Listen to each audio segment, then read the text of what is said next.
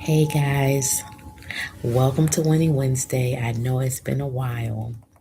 I am so grateful that I finally have a voice again that I am comfortable in sharing. If you, most of you don't know, but I was without a voice for almost 3 weeks. Um, the struggle of trying to teach students without a voice, and to the point my doctor told me I had to stay home. Then the following week, I had, how do I describe it? An unfortunate event at work happened. I was sick and they had to take me to rush me to the ER via ambulance, and I was off another week from work. And so while I'm going through this journey, just trying to understand what is happening and who he has me to become. Um, yeah, so just happy to be able to come back. I don't really have much to talk about. Actually, I do have some things to talk about, but I don't know if I've been, not that I don't know, I know I haven't been released to share them. And then when I think about that, I wonder, am I saying I'm not released to share them because it may implicate some people, it may hurt some people? Um, I may end up being misunderstood even further. So a lot of those things, I just bring it back before the throne of grace to figure out where am I supposed to go, what am I supposed to do. But what I did learn in this process of not having a voice,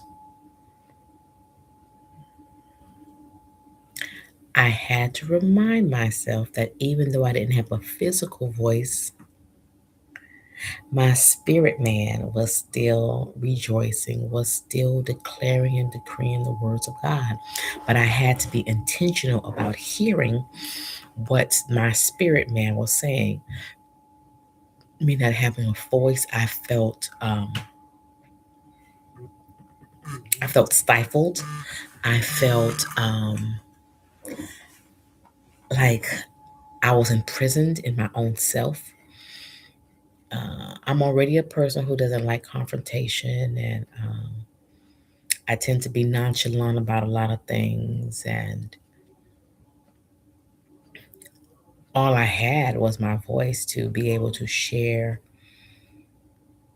what I felt, or how I did not appreciate certain things, or I do appreciate certain things, and not to have that ability to do so without having to be creative and write something down or make a sign or a smile or whatever.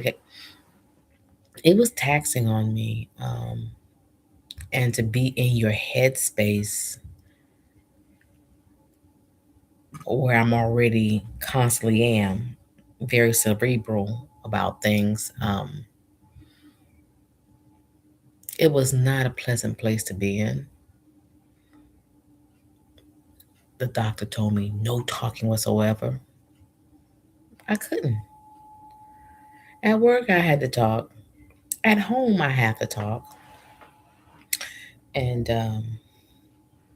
but when I sat back and realized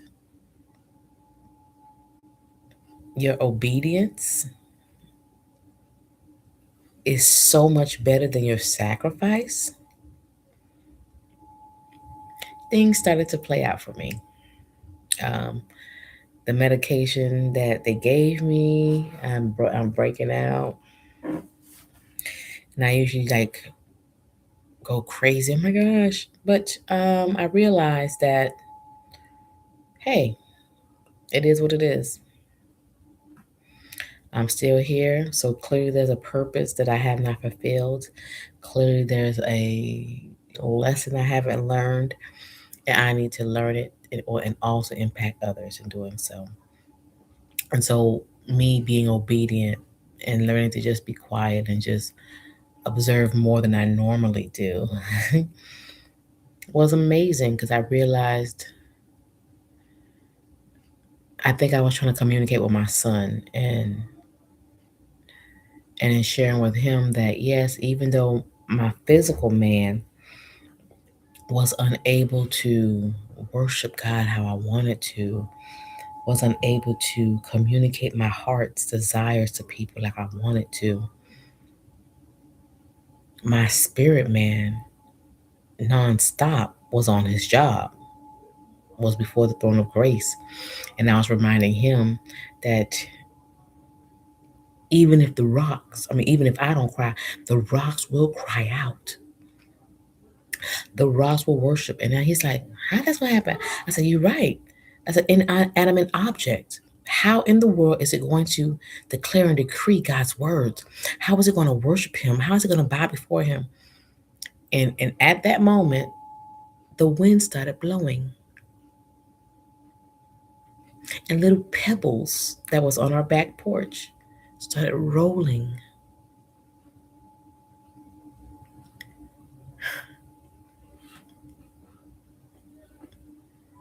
And in the midst of it rolling, it was making a sound, a little rustling from the wind.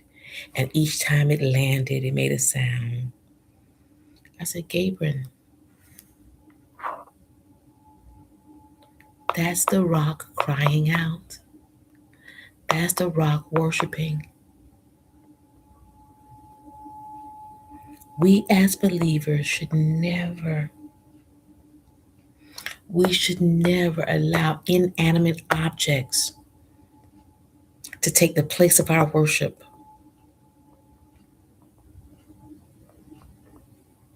Life is going to try to tear you down to a point where you feel as though your words are insufficient, that what's the point of it all? Okay, let me speak for myself. Tears you down, you feel insufficient, the words come to you like, what's the point of this all? Um, the arenas that you feel that you're thriving in to impact and to love and whatever, those same arenas you're being torn down in. And I realized that even if my words could not verbally do it, my spirit man should do it, will do it, especially if I put my heart in a prostrated posture. And as I'm speaking to you all now, I'm reminded of the song that just kept coming back to me in my spirit. Hey, I haven't sung in 3 weeks. Who knows? It may come out sounding right. It may not. Yeah, so I can check on my wife, right? She's Talk my to wife y'all before it later. becomes your mother.